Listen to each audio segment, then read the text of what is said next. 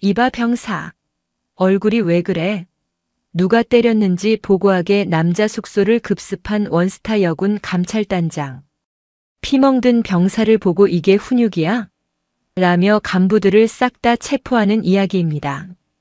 구독과 좋아요를 해주시면 더 좋은 사연으로 보답하겠습니다. 강원도 양구의 밤은 잉크보다 진했다. 대한민국에서 가장 춥고 가장 험준하며 가면 살아서 돌아올 수 없다는 농담이 떠도는 곳. 육군 제21사단 백두산 부대의 심장부였다. 늦가을의 비는 단순한 물방울이 아니라 살을 애는 얼음 파편이 되어 칠흑 같은 어둠을 쑤시고 있었다. 이 지독한 날씨를 뚫고 예정에 없던 차량 한 대가 사단 사령부를 지나 가장 험한 산악 지형에 틀어박힌 철권 대대의 비보장 진입로를 덜컹거리며 오르고 있었다.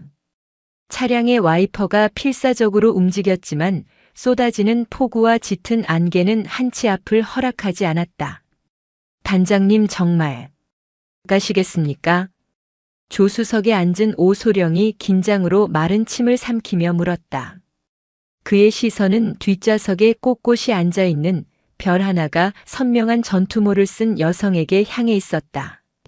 육군 본부 감찰실 제1단장 준장 채설린. 그녀의 존재는 육군 본부 내에서 하나의 신화이자 공포였다. 그녀의 별명은 면도날이었다. 겉으로는 차갑고 매끄러워 보이지만 한번 그녀의 날에 걸리면 그 어떤 썩은 부위도 그 뿌리까지 남김없이 도려내진다는 의미였다. 그녀가 뜬다는 소문만 돌아도 장성급조차 밤잠을 설칠 정도였다. 오소령. 채설린이 어둠에 잠긴 창밖을 바라보며 나직이 입을 열었다. 그녀의 목소리는 비오는 날의 공기처럼 차분했지만 그 안에 강철 같은 날이 서 있었다. 자네가 어제 내게 보고한 철권 대대의 보고서 말이야. 예, 단장님. 작년 대비 훈련 성과 30% 향상, 부대 사고율 0, 전군 최우수 전투대대. 뭐 하나 흠잡을 데 없는 완벽한 보고서였습니다. 그래, 완벽했지. 채설리는 희미하게 웃었다. 그 미소에 오소령은 등골이 서늘해지는 것을 느꼈다. 너무 완벽했어. 잉크로 쓴 숫자가 아니라 피로 쓴 숫자처럼 비릿한 냄새가 났거든. 지난 분기 그 완벽한 부대에서 관심사병으로 분류되어 타 부대로 전출간 병사가 몇 명이지? 5명입니다. 전원 부대 적응 불가 판정을 받았습니다. 부대가 완벽한데 병사들이 적응을 못한다? 그게 말이 된다고 생각하나? 채설리는 지난밤 육군 본부의 소리함으로 도착한 한 통의 익명 편지를 떠올렸다.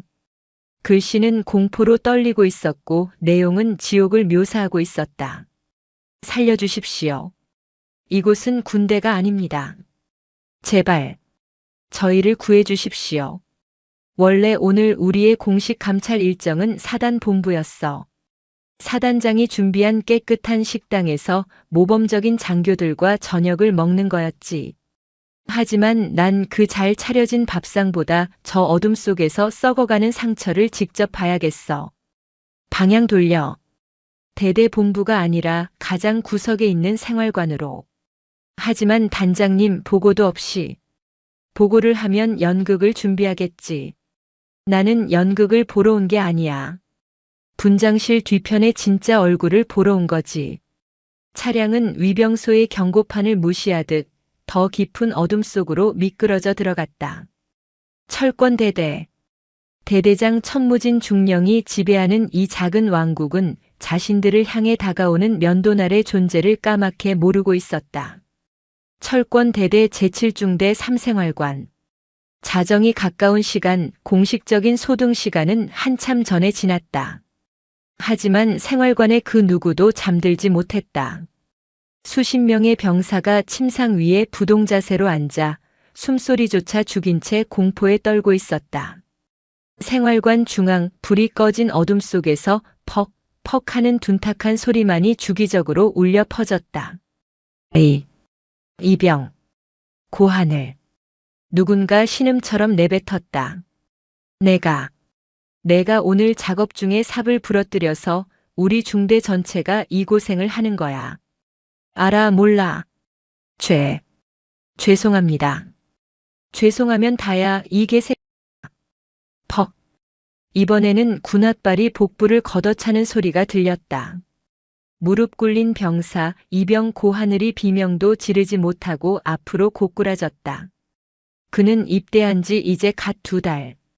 대학에 다니다 입대한 유난히 희고 선이 고운 얼굴의 청년이었다. 일어나. 아직 안 끝났어. 그의 앞에 서 있는 이는 중대 실세이자 대대장 천무진 중령에 충실한 사냥개인 독고철 상사였다. 깡마른 체구에 뱀처럼 가늘고 차가운 눈. 그의 별명은 독사도 귀신도 아닌 녹슨못이었다. 한 번 박히면 그 주변을 천천히 그리고 고통스럽게 썩어가게 만든다는 뜻이었다. 상사님, 이 새끼 오늘 훈련비 입금이 늦어졌습니다. 부모님이랑 통화 한번 시켜야. 옆에 있던 선임 병장이 비굴하게 웃으며 말했다. 뭐? 훈련비? 독고철이 고하늘의 머리채를 잡아 올렸다. 야, 하늘아. 부모님이 돈을 안 보냈대? 너 하나 때문에 우리 중대 발전이 안 되는 거야. 알아? 내가 낸 훈련비로 대대장님도 기분 좋고 나도 기분 좋아야 너도 편한 거라고. 이 간단한 걸 왜 몰라? 그건 훈련비가 아니. 짝. 독고철의 손바닥이 고하늘의 뺨을 후려쳤다. 말대꾸. 이 새끼가 군기가 빠졌네. 그 순간이었다. 쾅. 생활관의 낡은 철문이 거칠게 열리는 소리가 났다. 독고철과 병사들은 모두 화들짝 놀라 문 쪽을 바라보았다. 어떤 새끼야, 이 시간에. 독고철이 욕설을 내뱉으며 고개를 돌린 순간 그는 얼어붙었다. 문 앞에는 비에 흠뻑 젖은 전투복 차림의 여성이, 그 뒤에는 잔뜩 겁에 질린 오소령이 서 있었다. 누구십니까? 여긴 남자 숙소인데. 혹시 면회? 독고철이 상황 파악이 안 된 듯 어설프게 물었다. 여군 간부가 그것도 이 시간에 이 구석진 막사까지 올 리가 없다고 생각했다. 그때 탁. 최설린이 복도에 전등 스위치를 올렸다. 일어나. 순간 지옥 같던 생활관이 환한 형광등 불빛 아래 적나라하게 드러났다. 병사들은 공포에 질려 침상에서 튀어올랐다. 그리고 최설리는 그 광경을 보았다.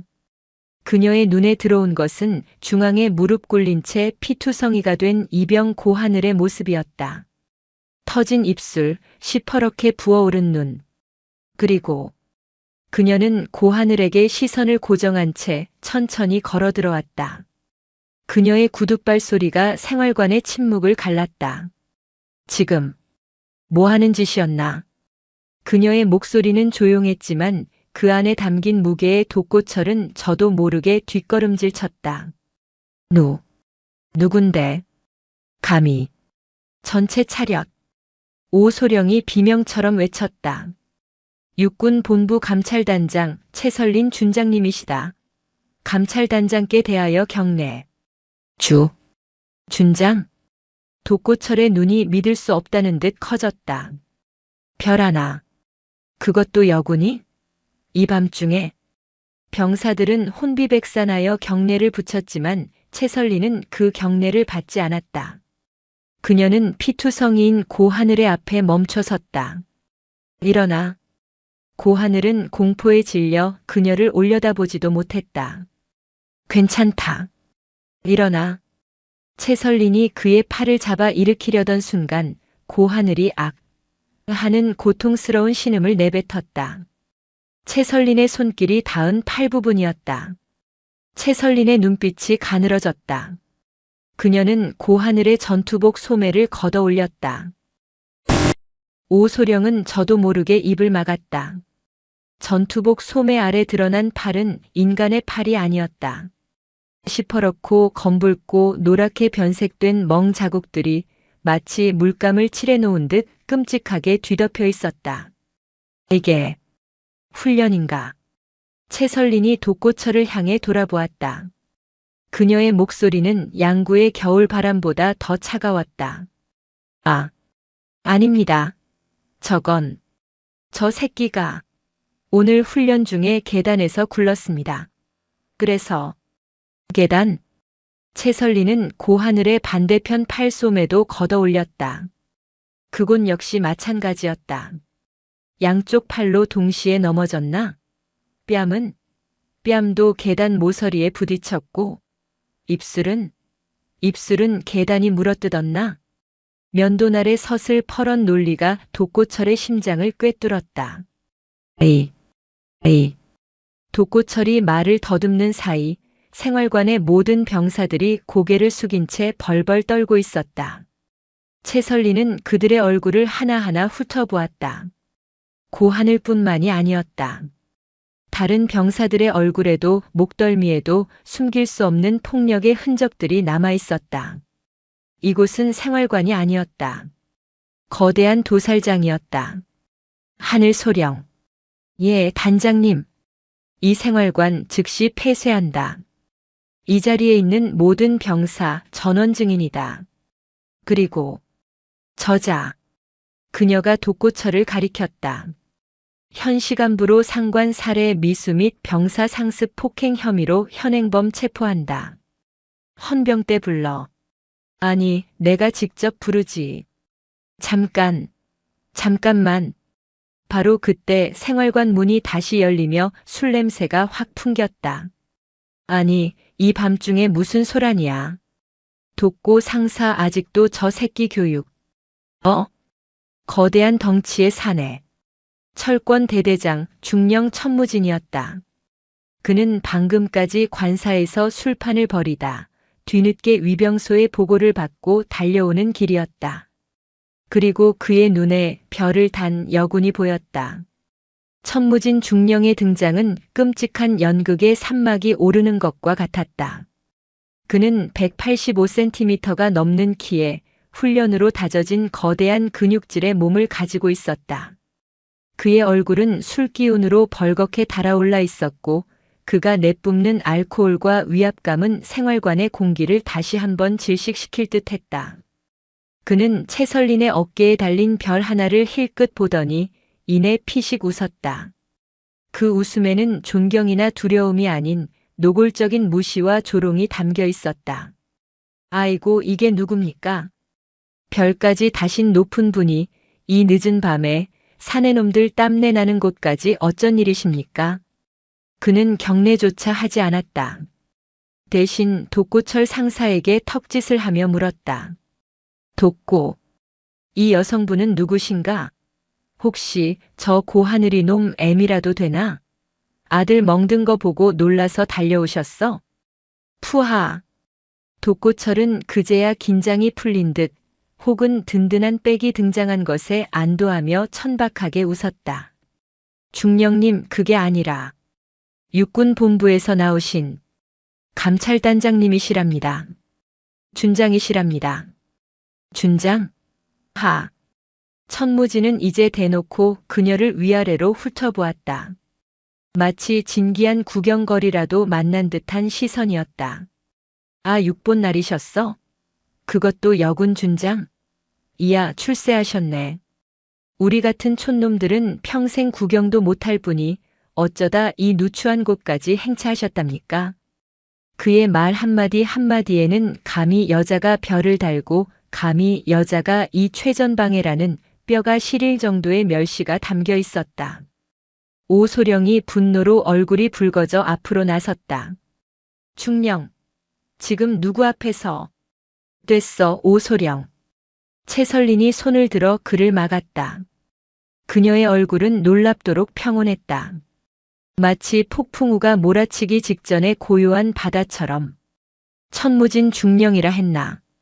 자네 부하들은 계단이 때리고 자네는 술이 말을 하는 모양이군. 뭐라고? 천무진의 눈이 가늘어졌다. 나는 지금 자네 부대에서 벌어진 상습 폭행과 금품 갈취 현장을 급습했다.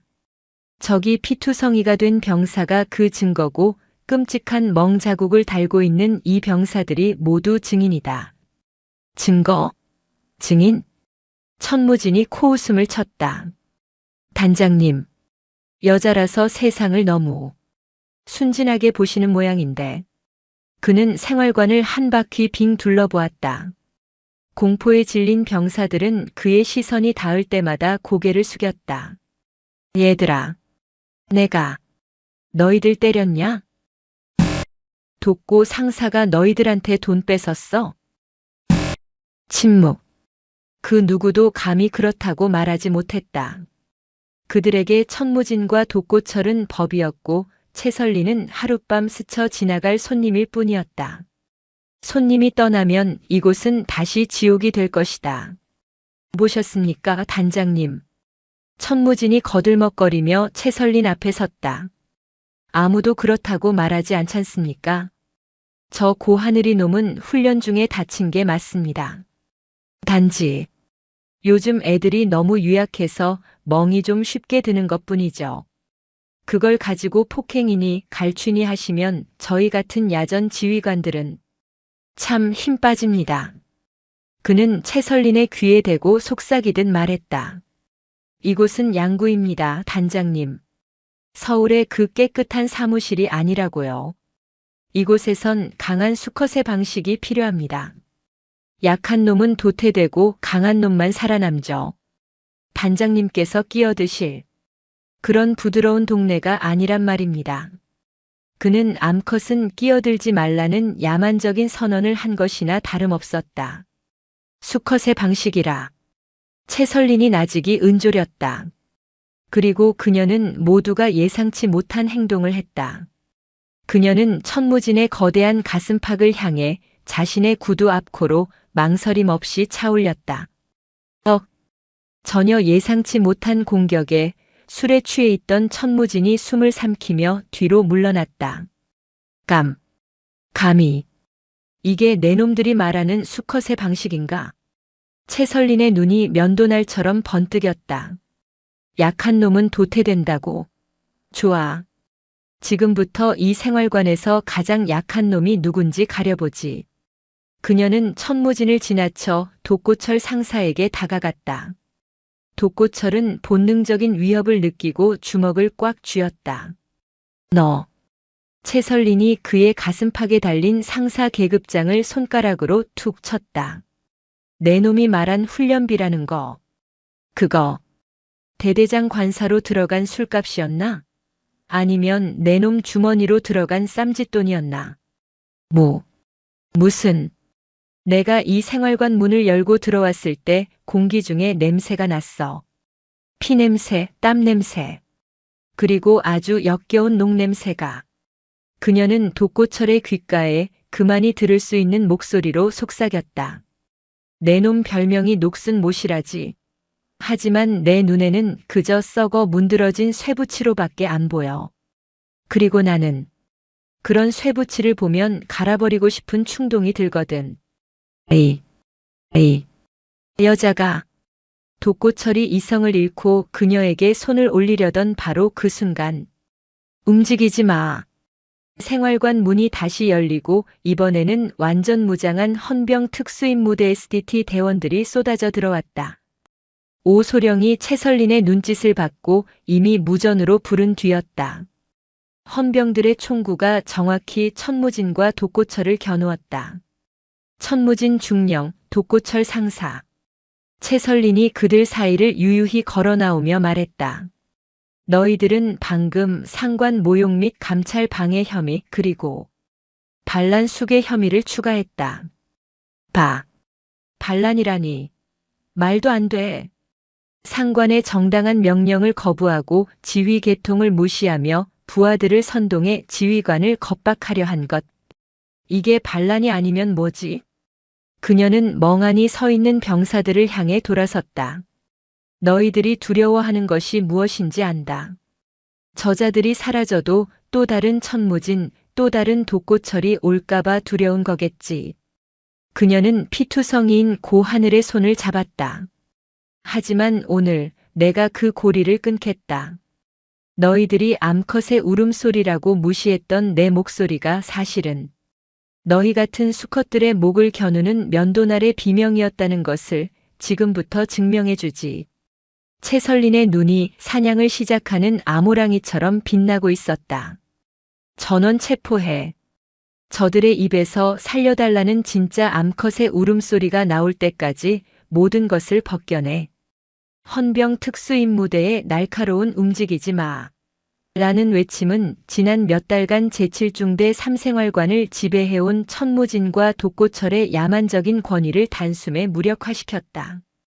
완전 무장한 헌병 대원들의 총구가 정확히 두 사람의 미간을 겨누자 방금 전까지 수컷을 운운하며 포효하던 천무진 중령의 얼굴이 경악과 모욕감으로 일그러졌다.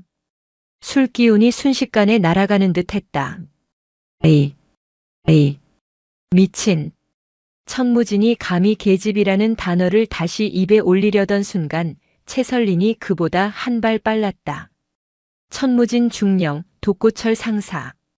그녀는 총구 뒤에 서서 이 모든 상황을 지배하는 연출가처럼 차갑게 말했다.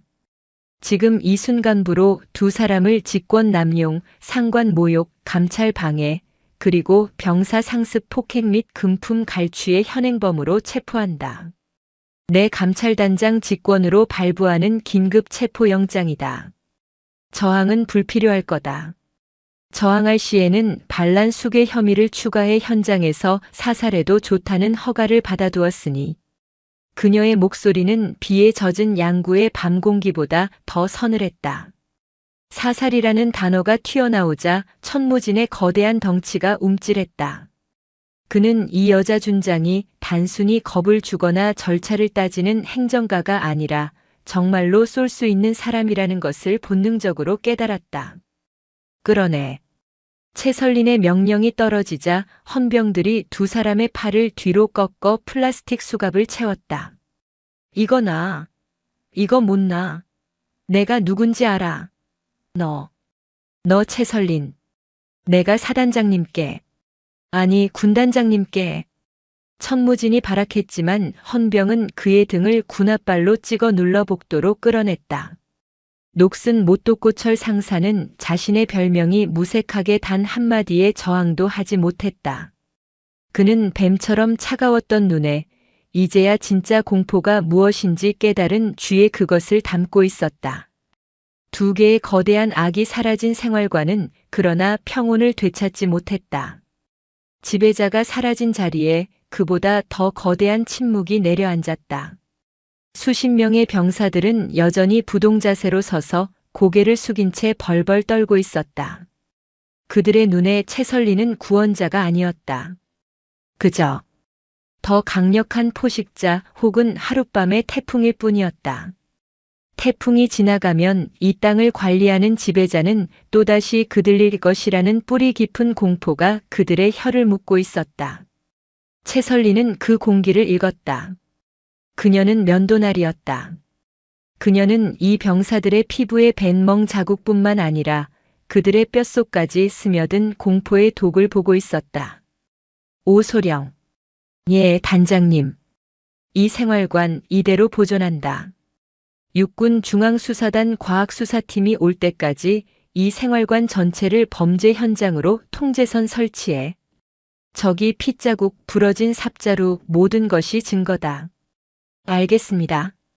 채설린은 그리고 여전히 떨고 있는 병사들을 천천히 둘러보았다. 너희들. 그녀의 목소리에 병사들이 움찔했다. 지금 너희들이 무슨 생각을 하는지 안다. 저 여자가 돌아가면 우린 어떡하지? 천중령과 독고 상사의 꼬리가 남아 우릴 죽이겠지. 그런 생각들. 병사들의 눈동자가 격렬하게 흔들렸다. 정곡을 찔렸다. 그래서 너희들은 여기서 단 한 발자국도 나가지 않는다. 예. 한 병사가 공포에 질려 되물었다. 너희들은 피해자다. 하지만 동시에 이 지옥 같은 범죄를 증언할 가장 중요한 증인이다. 증인은 국가가 보호한다. 그리고 지금 이 순간 너희들의 국가는 바로 나 감찰단장 채설린이다. 그녀는 헌병 대장에게 명령했다. 이 자리에 있는 제7중대 삼생활관 병사 전원, 지금 즉시 사단 사령부 직할에 격리된 숙소로 이동시킨다. 헌병 특임대가 24시간 밀착 경호한다. 그 어떤 21사단 간부도 심지어 사단장조차 내 허락 없이는 이 병사들과 접촉할 수 없다. 식사는 사단장 식당에 특식으로 제공하고 의무관을 24시간 대기시켜. 단장님. 하지만 21사단 사령부의 협조가. 오소령이 우려를 표했다. 협조? 이건 협조를 구하는 게 아니야. 통보하는 거다. 최설리는 이미 이 사태의 배후를 짐작하고 있었다. 천무진 중령이 이토록 오랫동안 이렇게 잔인하게 부대를 지배할 수 있었던 것은 그 혼자만의 힘이 아니었다. 이 21사단 혹은 그 상급 부대에 그를 비호하는 방패가 있다는 뜻이었다. 오소령, 지금 당장 21사단장에게 연락해. 육군본부 감찰단장 명의로 긴급 감찰 작전이 개시되었으며 21사단은 본 작전에 일체의 협조를 다할 것을 명령한다고. 만약 그 어떤 방식으로든 이 작전을 방해하려는 시도가 포착된다면 그녀는 빗물이 들이치는 창밖을 바라보며 말을 이었다. 그 방해 행위 자체를 천무진 중령의 공범으로 간주하고 반역 행위에 준하여 처리하겠다고. 내 이름 석자를 걸고 정확히 전해. 이것은 선전포고였다. 21사단 전체에 숨어 있을지 모를 부패의 카르텔을 향한 면도날 최설린의 무자비한 선전포고였다. 병사들은 그 말의 무게를 전부 이해하지는 못했지만 한 가지는 깨달았다. 자신들을 둘러싼 이 공기가 지옥의 공포가 아니라 압도적인 권력의 공기라는 것을. 최설리는 피투성이인 고하늘에게 다가갔다. 의무병이 그를 들것에 실으려 할 때 그녀가 막아섰다. 아니다. 이 병사는 환자가 아니야. 내 증인이야. 그녀는 자신의 어깨에 달린 비에 젖은 준장 계급장을 손수건으로 닦았다. 그리고는 멍하니 앉아있는 고하늘의 손을 잡아 일으켰다. 그녀의 손은 얼음장처럼 차가웠지만 그가 잡아본 그 어떤 손보다도 단단했다. 고하늘 이병. 네. 내가 보낸 그 편지 잘 받았다. 그 편지 한 통이 오늘 밤 이 성체의 문을 연 거야. 내가 한 일은 고자질이 아니라 구원 요청이었고 나는 그 요청에 응답한 것뿐이다. 그녀는 고하늘의 어깨를 짚었다. 이제 내가 나를 도울 차례다. 내가 겪은 모든 것, 내가 본 모든 것을 하나도 빠짐없이 기억해내. 그 기억이 저 짐승들을 영원히 이 땅에 발붙이지 못하게 할 가장 강력한 무기가 될 테니까. 고하늘의 눈에서 비인지 눈물인지 모를 뜨거운 것이 흘러내렸다. 그는 지난 2달간 단 한 번도 사람으로 대우받지 못했다. 그러나 지금 별을 단 장군이 자신을 무기라고 구원이라고 부르고 있었다. 그의 가슴 속 깊은 곳에서 공포에 짓눌려 꺼져가던 무언가가 아주 희미하게 다시 타오르기 시작했다. 최설린의 명령으로 7중대 병사들은 그날 밤으로 21사단 사령부 내부에 위치한 외부와 철저히 격리된 비승회관의 숙소로 옮겨졌다. 그곳은 사단을 방문하는 최고 위급 장성들이나 국방부 관계자들만이 묵는 곳으로 그 어떤 21사단 간부도 감히 함부로 접근할 수 없는 사단 내의 치외법권 지역이었다. 최설리는 그곳에 임시감찰본부를 차렸다. 따뜻한 물이 나오는 샤워실, 푹신한 침대, 그리고 갓 조리된 따뜻한 식사. 병사들은 지옥에서 천국으로 단숨에 옮겨진 듯 어리둥절했지만 그들의 공포는 여전했다. 녹슨 못독고철이 심어놓은 서로를 감시하고 불신하게 만드는 공포의 바이러스는 따뜻한 물로도 씻겨나가지 않았다. 다음 날 아침 최설리는 1:1 면담을 시작했다. 하지만 벽은 예상보다 훨씬 더 두꺼웠다. 김상병. 어제 독고철 상사가 고하늘 이병을 폭행하는 것을 목격했나? 최설린이 서류를 넘기며 물었다. 그녀의 앞에는 깨끗한 전투복을 지급받았지만 여전히 사색이 된 김상병이 앉아 있었다. 잘 못 봤습니다. 너무 어두웠습니다. 어두웠다고? 내가 들어갔을 땐 불이 켜져 있었는데. 그전에는 자고 있었습니다. 자고 있었다. 수십 명이 숨죽이고 앉아 있었는데 너만? 김상병은 입술을 깨물며 고개를 숙였다.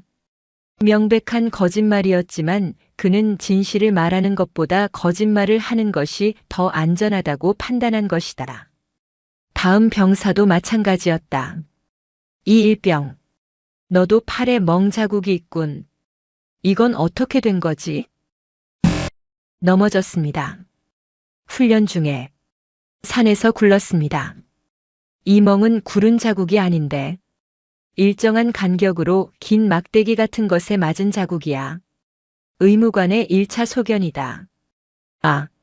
아닙니다. 정말 굴렀습니다. 이 일병은 거의 울먹이며 자신의 말을 믿어달라고 애원했다.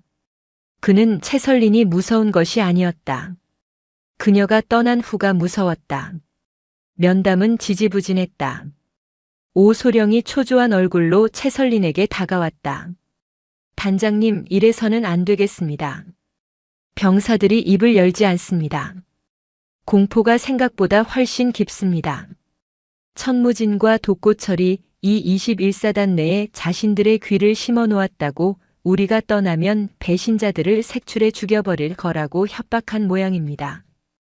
채설린은 눈을 감았다. 그녀는 면도날이었다.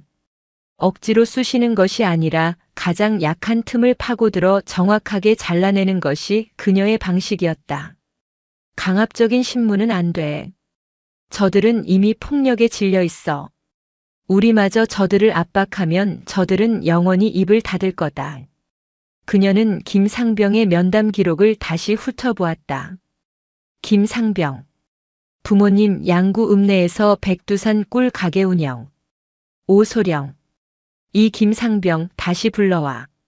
그리고 따뜻한 꿀물 한 잔만 준비해 주게. 아주 진하게. 다시 불려온 김상병은 이제 자신도 독고철처럼 끌려가는 건 아닌가 하는 공포에 질려 있었다. 다시는 거짓말 안 하겠습니다. 제발. 앉아. 채설리는 그에게 꿀물을 건넸다. 김상병은 어리둥절하며 꿀물을 받아들었다. 자네 아버님께서 만드신 꿀인가? 양구 꿀이 유명하지. 네. 그렇습니다. 그런데 독고철 상사도 이 꿀을 참 좋아했던 모양이야. 김상병의 손에 들린 꿀물 잔이 쨍 소리를 내며 흔들렸다. 채설리는 압박하지 않았다. 그저 사실을 은조렸다. 독고철 상사가 매달 자네 휴가 때마다 아버님 꿀을 20병씩 가져오라고 했다지. 대대장님 선물해야 한다고. 물론 돈은 한 푼도 주지 않았고. 어떻게? 그리고 그 꿀 20병 값을 자네 월급에서 꼬박꼬박 채워 넣었더군. 자네가 지난 6개월간 부모님께 용돈 한 푼 못 보낸 이유가 그거였어. 맞나? 김상병의 눈에서 그가 그토록 참아왔던 눈물이 터져나왔다. 그건 구타의 고통과는 다른 억울함과 죄책감이 뒤섞인 뜨거운 눈물이었다. 단장님, 살려주십시오. 제가 불효자입니다. 아버지가 얼마나 힘들게. 넌 불효자가 아니야, 김상병. 채설린의 목소리가 단호하게 그의 울음을 끊었다. 넌 내 가족을 지키기 위해 괴물의 협박에 홀로 맞선 피해자다. 그녀는 그제야 김상병에게 면담 서류를 내밀었다. 나는 내가 맞은 상처를 증언하라고 강요하지 않겠다. 하지만 내가 빼앗긴 꿀에 대해서는 증언해 줄 수 있나? 내가 흘린 땀과 내 아버님의 자부심을. 저 짐승 같은 놈들에게서 되찾고 싶지 않나? 김상병은 꿀물로 얼룩진 손으로 펜을 잡았다. 그리고 독고철이 자신에게서 갈취한 꿀의 병수, 날짜, 그리고 그것을 전달받으며 했던 협박의 말들을 하나도 빠짐없이 적어 내려가기 시작했다. 균열이 생겼다. 폭력이라는 두꺼운 벽이 아니라 그들이 감추고 싶었던 가장 내밀한 약점과 갈취의 고리에서부터 성체는 무너지고 있었다. 채설리는 즉시 전략을 수정했다. 그녀는 더 이상 폭행을 묻지 않았다. 다음 면담자에게는 그의 여자친구에게서 온 소포를 독고철이 어떻게 중간에서 가로챘는지 물었다. 그 다음 면담자에게는 그의 병가를 천무진 중령이 어떻게 돈을 받고서야 승인해 주었는지 물었다. 폭행의 공포는 침묵을 강요했지만 갈취의 부당함과 억울함은 그들의 입을 열게 만들었다. 병사들은 자신들이 맞은 것보다 자신들의 인간적인 무언가 가족, 연인, 돈, 시간을 빼앗겼다는 사실에 더 크게 분노했다. 면담실 밖으로 증언을 하려는 병사들의 줄이 길게 늘어서기 시작했다. 그들은 더 이상 공포에 질린 피해자가 아니었다. 그들은 면도날이라는 가장 날카로운 무기를 손에 쥔 분노한 고발자들이 되어 있었다. 병사들의 증언이 둑 터진 강물처럼 쏟아지기 시작하자 천무진과 독고철이 쌓아 올린 철권 대대라는 지옥의 실체가 드러났다. 그것은 단순한 폭력의 왕국이 아니었다. 그들은 병사 개개인의 약점을 파고들어 그것을 제물로 삼아 부를 축적하고 그 부로 상급 부대의 방패를 사는 치밀한 비즈니스를 하고 있었다. 판도라의 상자가 열렸다.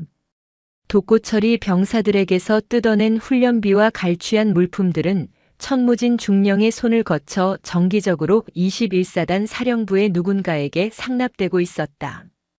이거다. 채설리는 김상병이 진술한 꿀 상납 내역과 다른 병사들이 진술한 특산물 상납 내역을 엑셀시트에 정리했다. 날짜가 정확히 일치했다. 매달 25일 병사들의 월급날 직후에 갈취가 이루어졌고 매달 30일 천무진 중령이 사단 본부 회의를 간다는 명목으로 부대를 떠났다. 오소령. 이 21사단에 천무진의 방패가 있어. 그리고 그 방패는 천무진의 여자 타령을 그대로 닮아 나를 얕보고 있겠지. 바로 그때 임시본부의 문이 거칠게 열렸다. 21사단 헌병대장이 굳은 얼굴로 서 있었다. 단장님, 지금 사단장님께서, 아니 사단 참모장께서 단장님을 긴급히 뵙자고 하십니다. 참모장? 채설린의 눈이 가늘어졌다. 21사단 참모장 대령 박혁수. 백두산 부대의 2인자이자 사단장보다 더 실세라는 소문이 파다한 인물이었다. 그가 어젯밤 천무진의 체포 보고를 받고도 꼬박 반나절을 침묵하다 이제야 움직인 것이다. 내가 가는 게 아니라 그를 이리로 오라고 해. 하지만 단장님, 참모장님은, 여기서 단장은 나야. 잠시 후 박혁수 대령이 위압적인 풍채를 드러내며 비승회관으로 들어왔다. 그는 채설린을 보자마자 경례는커녕 혀를 차는 소리부터 냈다. 쯧쯧. 채 준장. 오랜만이군. 여전의 그 성깔. 두 사람은 과거 합참 근무 시절 잠시 스친 인연이 있었다.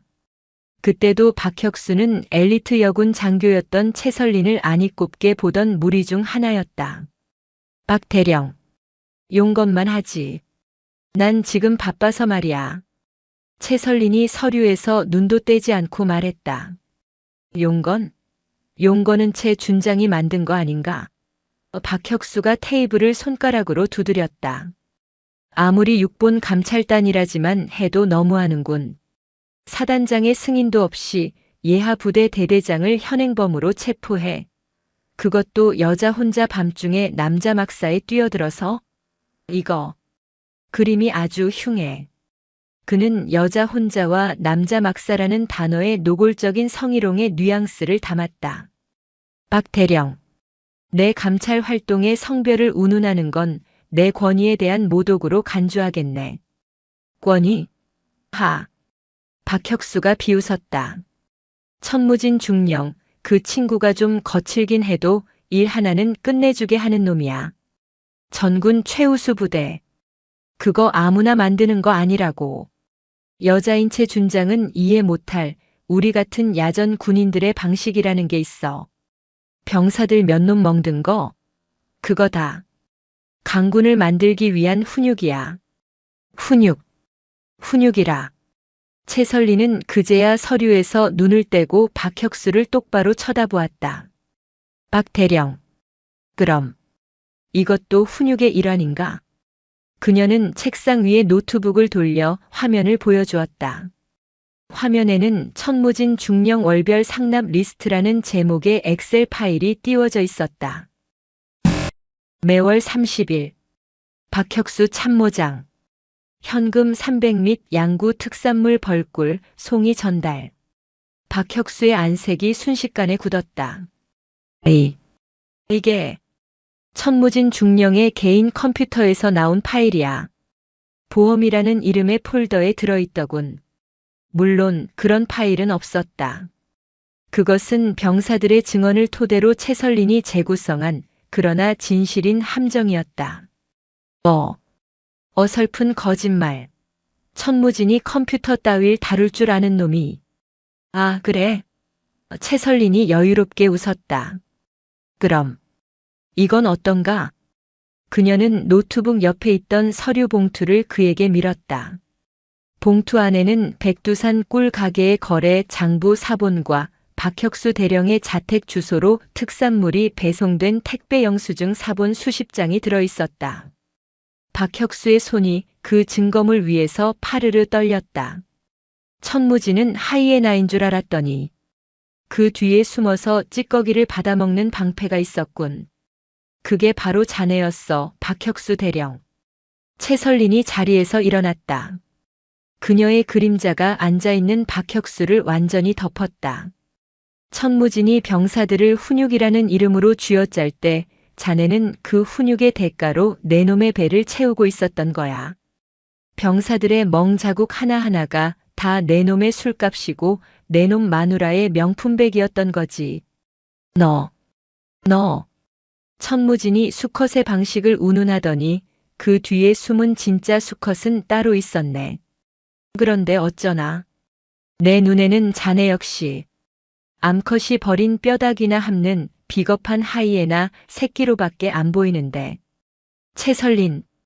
박혁수가 이성을 잃고 자리에서 일어나 그녀의 멱살이라도 잡을 듯이 달려들었다. 하지만 그가 손을 뻗기도 전에 문이 열리고 헌병 특임대원들이 다시 들이닥쳤다. 박혁수 대령. 채설린이 그의 넥타이를 손가락으로 툭 튕겼다. 자네를 뇌물수수 및 직권남용, 그리고 감찰 방해 교사 혐의로 긴급 체포한다. 천무진 중령 옆방이 비어있을 거야. 가서 훈육의 성과에 대해 마저 이야기 나누시게. 육군 본부 감찰단장 준장 채설린. 그녀가 면도날이라 불리는 이유는 단순히 그녀가 날카롭기 때문만은 아니었다. 그녀는 부패라는 종양을 도려낼 때 그 주변의 정상 조직이 다치는 것을 최소화하기 위해 가장 빠르고 가장 깊숙하면 가장 정확한 급소를 노렸다. 천무진 중령과 독고철 상사는 손발이었고 박혁수 대령은 방패였다. 하지만 이 모든 암세포가 한 몸뚱어리처럼 유기적으로 움직일 수 있었던 것은 이들에게 영양분을 공급하고 통제하는 머리가 존재한다는 뜻이었다. 그리고 그 머리는 21사단 백두산 부대의 사단장, 소장 이만용이었다. 박혁수 대령이 뇌물수수와 직권남용 혐의로 헌병특임대에게 끌려나간 직후 비승회관의 공기는 그야말로 살얼음판이었다. 오소령은 창백해진 얼굴로 채설린에게 다가왔다. 단장님, 사단의 2인자인 참모장을 체포하셨습니다. 이건 사단장과의 전면전입니다. 이만용 사단장, 그 사람은 알아. 채설린이 오소령의 말을 끊었다. 그녀의 눈은 이미 다음 수를 내다보고 있었다. 이만용 소장. 별명 젠틀 독사. 겉으로는 온화한 신사처럼 행세하지만 그 어떤 지휘관보다 냉혹하고 치밀하게 자신의 이익을 챙기는 인물. 박혁수 같은 하이에나를 방패막이로 내세우고 천무진 같은 맹견을 풀어 사냥을 시킨 진짜 주인이지. 그녀는 병사들의 증언 서류처를 넘겼다. 매달 1일 사단장님 주간 전군 전투력 측정 평가. 오소령. 천무진이 그토록 병사들을 쥐어짰던 이유가 뭘까? 그 완벽한 성과 보고서가 필요했던 건 천무진 자신보다도 그의 주인이었을 테니까.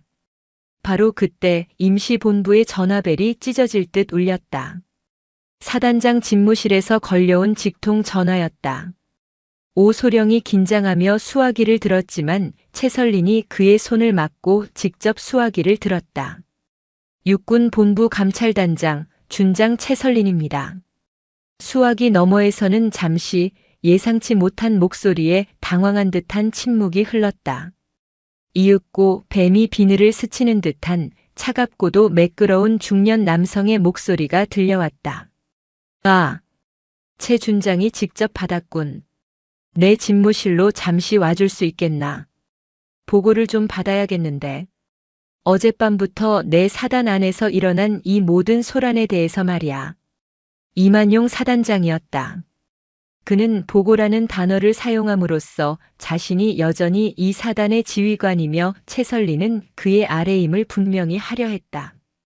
사단장님, 죄송하지만 지금 제가 처리해야 할 소란이 많아서 자리를 비울 수가 없습니다. 용건이 있으시다면 사단장님께서 이쪽 비승회관으로 직접 오시는 것이 빠를 겁니다. 현행범으로 체포된 사단장님의 참모장 박혁수 대령의 얼굴도 한번 보셔야지요. 수화기 너머로 이만용의 숨소리가 거칠어지는 것이 느껴졌다. 감히 준장 따위가, 그것도 여군 준장이 자신을 오라가라 한단 말인가. 최설린. 준장. 그의 목소리에서 온화함이 사라지고 독사의 동리가 드러나기 시작했다. 자네, 지금 자네가 무슨 짓을 하고 있는지 아나? 자네가 어젯밤 남자 막사의 멋대로 뛰어들어 버린 그 치정극 비슷한 소란 때문에 21사단 전체의 지휘 체계가 마비됐어. 자네는 지금 최전방 부대의 방어 태세를 뒤흔들고 있는 거야. 치정극이라뇨. 최설린이 차갑게 받아쳤다. 사단장님, 제가 본 것은 치정이 아니라 폭행입니다. 그리고 지금 마비된 것은 지휘 체계가 아니라 사단장님의 검은 돈줄이겠지요. 네. 이만용 소장. 당신이 박혁수를 방패로 내세워 천무진에게서 상납받은 그 돈들. 그 돈이 어디로 갔는지 내가 모를 것 같나? 최설리는 면도날의 본능으로 이만용이 가장 아파할 곳을 알고 있었다.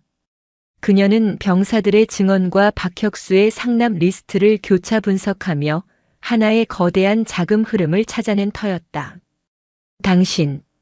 당신이 뭘 안다고? 증거 있어. 증거? 최설리는 책상 위에 놓인 한 장의 사진을 내려다보았다.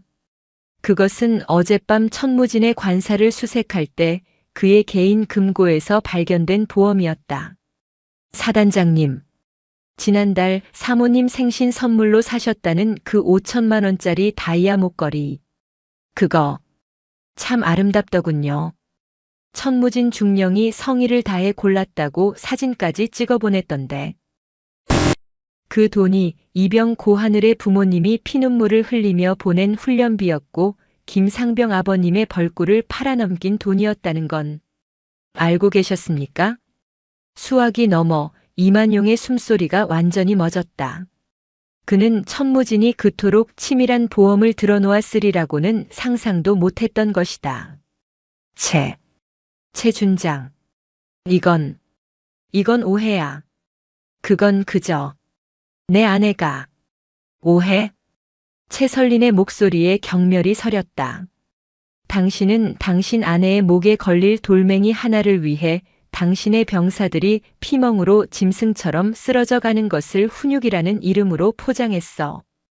당신이야말로 이 백두산 부대에 숨어든 가장 교활하고 가장 악랄한 독사다. 그녀는 자리에서 일어섰다. 이만용 소장. 당신을 특정 범죄 가중처벌 등에 관한 법률 위반 뇌물수수 및 군기문란 조장 혐의로 현 시간부로 직무 정지한다. 내가 감히 나를. 그리고 한 가지만 더. 채설리는 창밖을 바라보았다. 헌병 특임대가 이미 사단장 집무실을 향해 움직이기 시작한 것이 보였다. 당신이 나를 여자라고 무시했던 바로 그 순간, 당신의 목에는 내 면도날이 이미 반쯤 박혀 있었다는 것만 명심해.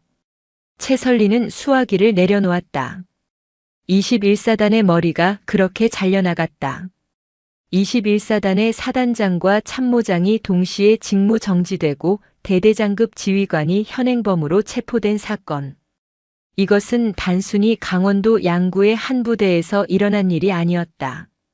대한민국 육군 창설 이래 최전방 사단이 통째로 범죄 집단으로 규정된 초유의 사태였다. 그리고 그 모든 것을 별 하나짜리 여군 준장 하나가 단 이틀 만에 해치웠다는 사실은 육군 본부를 넘어 청와대까지 보고되었다. 하지만 채설리는 이것이 끝이 아님을 알았다. 이만용과 박혁수는 중간 관리자에 불과했다. 그들이 이토록 오랫동안 대담하게 부패의 늪을 파헤칠 수 있었던 것은 그들 뒤에 더 거대한 산맥이 버티고 있었기 때문이었다. 그녀의 시선은 이제 21사단의 상급부대, 이 험준한 산악 지형 전체를 관장하는 3군단 삼봉 부대로 향했다. 사건이 터진 지 사흘째 되는 날, 채설리는 3군단 사령부가 위치한 강원도 인제로 향했다. 이만용 소장의 금고에서 나온 천무진의 보험 사진첩에는 다이아 목걸이 사진만 있었던 것이 아니었다. 그곳에는 3군단장, 중장 유광목에게 상납된 것으로 보이는 골프채 세트와 고급 시계 사진까지 포함되어 있었다. 단장님, 이건 정말 위험합니다. 인제로 향하는 차 안에서 오소령이 거의 애원하듯 말했다. 3군단장 유광목 중장님. 그분은 철옹성이라 불립니다. 육군 내 최대 파벌의 수장이자 다음 육군 대장 영순위로 거론되는 분입니다. 그분을 건드리는 것은 단장님의 군 생활이 끝나는 것을 넘어 우리 감찰실 전체가 공중분해될 수도 있습니다. 오소령. 채설리는 차갑게 닫힌 창밖을 바라보며 말했다. 철옹성이라고. 성은 무너지라고 있는 거야. 그리고 성이 높을수록 무너질 때 더 요란한 소리를 내며 무너지지. 하지만 증거가 사진 몇 장뿐이지 않습니까? 그분은 여자가 감히 자신을 의심한다며 단장님을 모욕하고. 그래, 모욕하겠지. 채설린의 입가에 얼음 같은 미소가 번졌다. 그리고 나는 그 모욕을 하러 지금 가는 거야. 유광목이 나를 여자라고 얕보고 증거도 없이 왔다고 오판하는 바로 그 순간이 내가 그의 목에 면도날을 들이댈 수 있는 유일한 순간이니까. 3군단 사령부는 그 위용부터가 21사단과는 차원이 달랐다. 거대한 성체처럼 버티고 선 건물. 그곳에서 채설린을 맞이한 것은 3군단장의 비서실장이었다. 채 준장. 군단장님께서 많이 바쁘십니다. 용건은 10분 안에 끝내주시죠. 비서실장의 말투에는 노골적인 하대가 섞여 있었다. 감히 사단 전체를 뒤집어 엎은 미친 여장군에 대한 경멸이었다. 채설리는 대꾸하지 않고 군단장실 문을 열고 들어섰다. 거대한 집무실 중앙 유광목 중장이 골프 퍼팅 연습을 하고 있었다. 또각. 공이 홀컵으로 빨려 들어가는 소리가 났다. 그는 채설린이 들어왔음에도 경례를 받아주기는커녕 퍼팅 연습에만 몰두했다. 충성. 육군 본부 감찰단장 준장 채설린. 군단장님께. 됐어. 유광목이 손을 휘저으며 그녀의 말을 끊었다.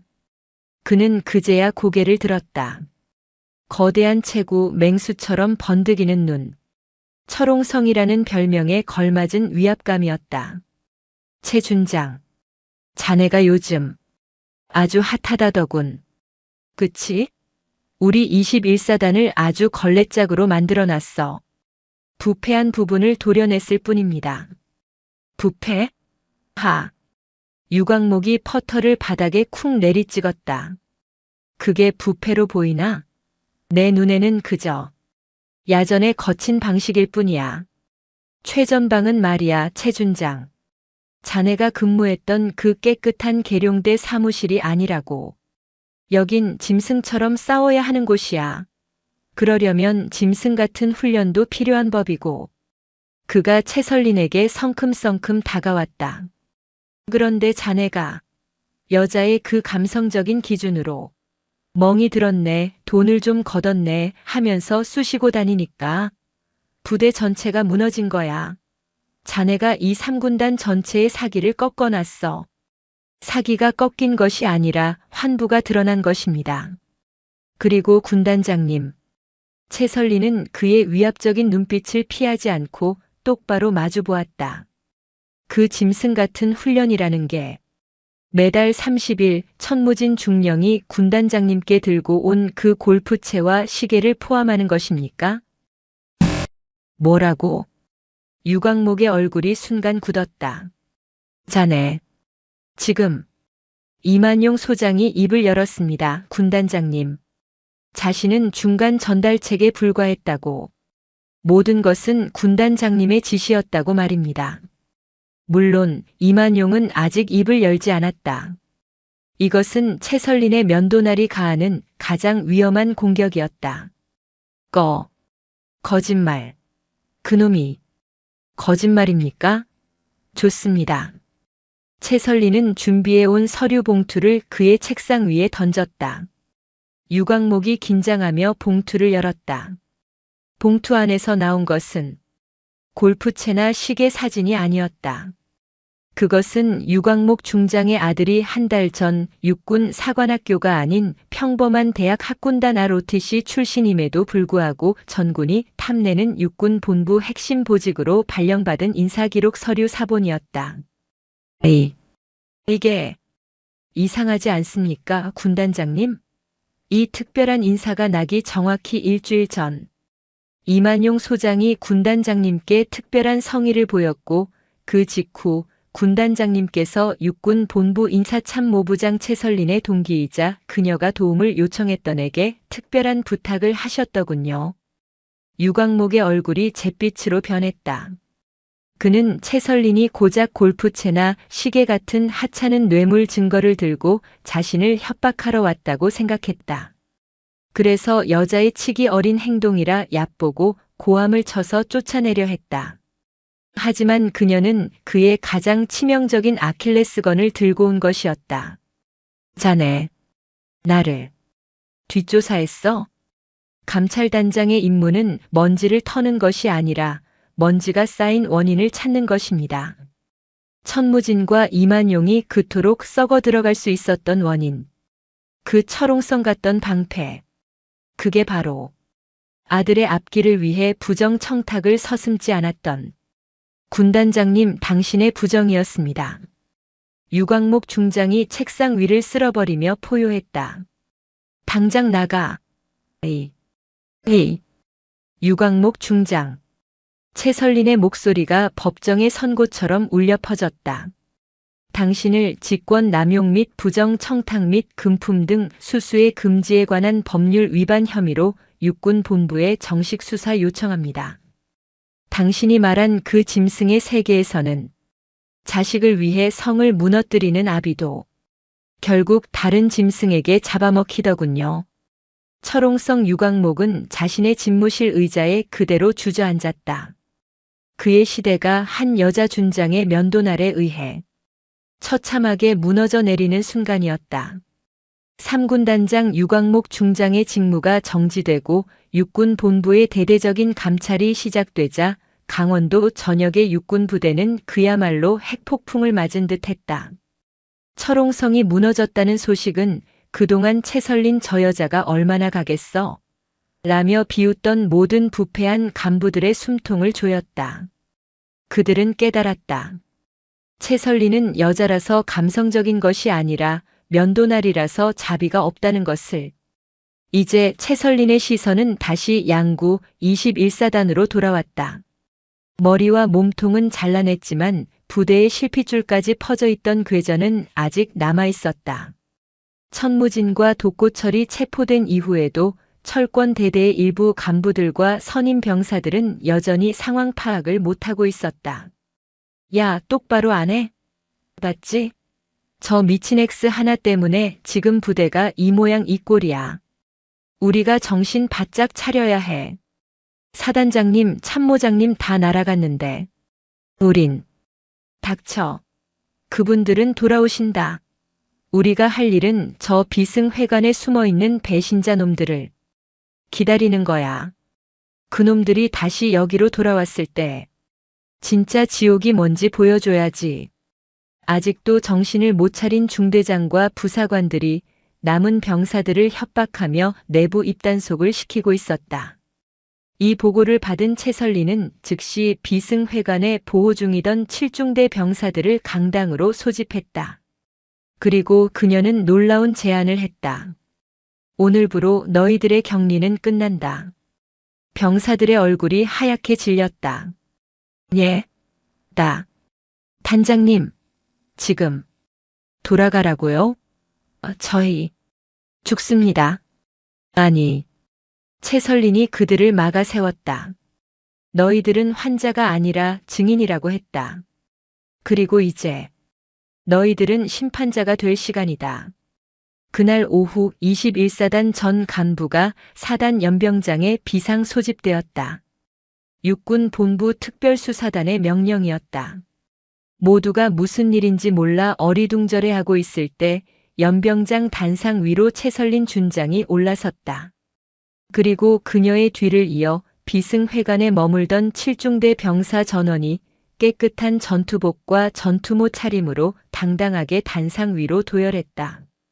수백 명의 간부들 앞에서 그들의 가장 끔찍한 피해자들이 이제는 고발자가 되어 그들을 내려다보고 있었다. 채설리는 마이크를 잡았다. 이 자리에 있는 21사단 간부들에게 말한다. 그녀의 목소리는 스피커를 타고 양구의 차가운 하늘을 갈랐다. 지난 며칠간 나는 이 사단의 머리가 썩어 들어가는 것을 보았다. 그리고 오늘 나는 이 사단의 실핏줄이 얼마나 오염되었는지 확인하러 이 자리에 섰다. 그녀는 철권 대대의 잔존 간부들을 쏘아보았다. 아직도 천무진과 박혁수가 돌아올 것이라 믿는가? 아직도 너희들이 저지른 죄악이 훈육이었다고 믿는가? 그녀는 단상 위에 선 이병 고하늘의 어깨에 손을 올렸다. 이 병사의 몸에 새겨진 피멍은 너희들의 전통이 아니라 너희들의 범죄다. 너희들이 배신자라고 부르는 이 병사들은 썩어 빠진 너희들에게서 이 부대를 지켜낸 영웅이다. 간부들 사이에서 술렁임이 일었다. 지금부터 정화를 시작한다. 채설리는 옆에 선 오소령에게 고갯짓했다. 강당에 대형 스크린이 켜지고 그 안에는 철권 대대의 잔존 간부들이 병사들을 협박하며 입단속을 시키는 몰래 촬영된 영상이 재생되기 시작했다. 야, 그 여자 준장. 걔 그냥 쇼하는 거야. 우리가 입만 다물면. 그것은 채설린이 7중대 병사들 중 용기를 낸 한 명을 위장 복귀시켜 확보한 결정적인 증거였다. 저거. 영상 속의 중대장과 부사관들의 얼굴이 흑빛이 되었다. 저기 영상에 나오는 자들. 그리고 저들에게 동조해 내 감찰 활동을 방해하고 피해자들을 협박한 자들. 채설린이 그들을 손가락으로 정확히 가리켰다. 전원 헌병대는 즉시 체포한다. 와우. 그 순간 단상 위에 있던 7중대 병사들뿐만 아니라 연병장 구석에서 이 모든 것을 지켜보고 있던 다른 대대의 수많은 병사들 사이에서 참아왔던 함성이 터져나왔다. 그것은 억압되었던 자들의 해방의 함성이었다. 헌병들이 달려가 마지막 남은 부패의 잔당들을 굴비역듯 끌어냈다. 채설리는 마이크를 다시 잡았다. 백두산 부대 병사들에게 고한다. 그녀는 이제 간부가 아닌 이 부대의 진짜 주인인 병사들을 향해 외쳤다. 너희들을 괴롭히던 괴물들은 사라졌다. 너희들을 짐승 취급하던 지휘관들은 심판받았다. 하지만 진짜 정화는 지금부터다. 그녀는 단상 위에 선 고하늘과 그 옆에 김상병과 두려움을 이겨낸 병사들의 어깨를 감쌌다. 이들이 너희들의 새로운 전통이 될 것이다. 부당함에 침묵하지 않는 용기, 동료의 아픔을 외면하지 않는 전우애. 그것이 내가 오늘 200두산 부대에 새로 새기는 첫 번째 면도날이다. 그녀의 선언에 연병장에 모인 수천 명의 병사들이 마치 약속이라도 한 듯 단상 위를 향해 일제히 경례를 붙였다. 그것은 그들이 평생 바쳐온 그 어떤 경례보다도 뜨겁고 진실된 충성이었다. 채설린 역시 그들을 향해 거수 경례를 붙였다. 면도날의 차가운 칼날에 뜨거운 눈물이 아닌 따뜻한 온기가 감돌고 있었다. 시간이 흘러 강원도 양구의 뼈를 깎던 겨울이 물러가고 얼어붙었던 대지에 마침내 봄 기운이 스며들기 시작했다. 그 사이 대한민국 육군 본부가 위치한 계룡대 대법정에서는 역사에 기록될 재판이 열리고 있었다. 군사재판 역사상 유례가 없던 별들의 동시 추락이었다. 피고인석 가장 첫 줄. 한때 철옹성이라 불리며 3군단을 호령했던 유광목 중장은 이제 어깨의 별 셋을 모두 잃은 초라한 민간인 피고인이 되어 앉아 있었다. 그의 맹수 같던 눈빛은 사라지고 공허와 패배감에 찌든 퀭한 눈동자만이 남아 있었다. 그의 옆으로 젠틀 독사 이만용, 하이에나 박혁수, 철권 천무진, 그리고 녹슨 못 독고철이 마치 지옥도에 그려진 죄인들처럼 나란히 고개를 숙이고 있었다. 한때 그들이 입었던 각 잡힌 군복 대신 그들의 죄를 상징하는 수의가 입혀져 있었다. 피고인 독고철. 재판장의 낮고 엄중한 목소리가 법정의 무거운 공기를 갈랐다. 피고인은 상관의 지위를 이용 부하 병사들에게 인간의 존엄성을 말살하는 수준의 상습적인 폭행과 가혹 행위, 금품 갈취를 일삼았다. 이는 군의 근간을 무너뜨리는 가장 흉악한 범죄로 그 어떤 관용도 베풀 수 없다. 피고인 독고철에게 무기징역을 선고한다. 무기징역. 독고철이 짐승처럼 절규하며 일어나려 했지만 헌병들의 육중한 손에 어깨가 눌려 다시 주저앉았다. 그는 자신이 저지른 폭력이 그토록 무거운 대가를 치를 것이라고는 단 한 번도 상상하지 못했던 것이다. 피고인 천무진 징역 30년. 피고인 박혁수 징역 20년 및 추징금.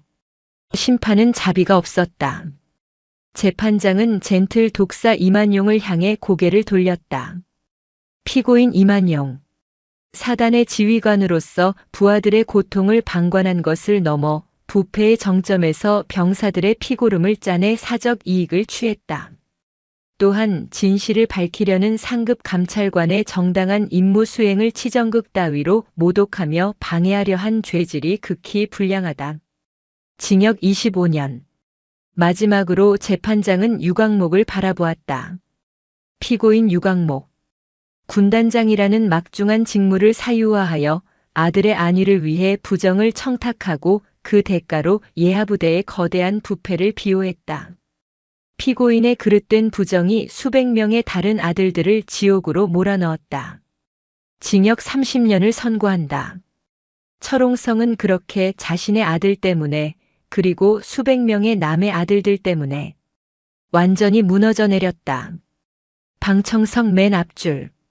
이제는 어엿한 상병 계급장을 단 고하늘이 옛 칠중대 전우들과 함께 그 광경을 지켜보고 있었다. 그는 환호하지 않았다. 그저 조용히 눈을 감고 길고 긴 숨을 내쉬었다. 지옥이 정말로 끝났음을 실감하는 순간이었다. 그의 시선이 방청석 반대편 증인석에 묵묵히 앉아있는 한 사람에게 향했다. 준장 채설린. 그녀는 이 모든 재판의 시작과 끝이었다. 그녀는 피고인들이 무너지는 모습을 보면서도 표정 하나 변하지 않았다. 면도날은 자신의 임무를 완수했을 뿐이라는 듯 그저 담담히 그 자리를 지키고 있었다. 재판이 끝나고 병사들이 법정을 나설 때였다. 단장님께 경례. 고하늘 상병의 구호에 7중대 병사 전원이 일제히 채설린을 향해 거수 경례를 붙였다. 법정 복도에 있던 모든 이들의 시선이 집중되었다.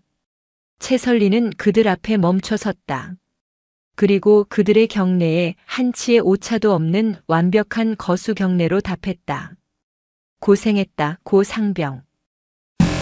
아닙니다. 고하늘은 눈시울이 붉어진 채 억지로 미소를 지었다. 단장님, 저 이제 다음 달에 전역합니다.